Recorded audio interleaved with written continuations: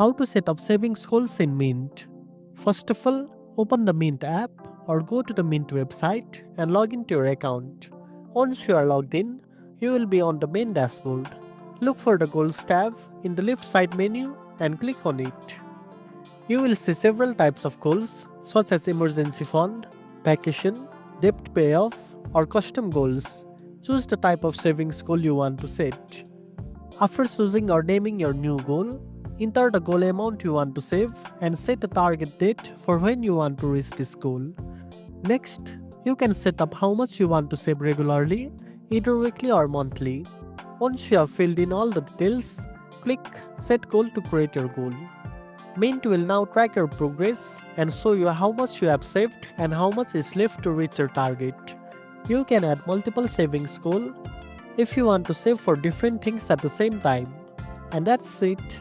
Now you know how to set up savings goals in Mint. If you found this video helpful, don't forget to like, share, and subscribe for more tech tips. Thanks for watching, and I'll see you in the next one.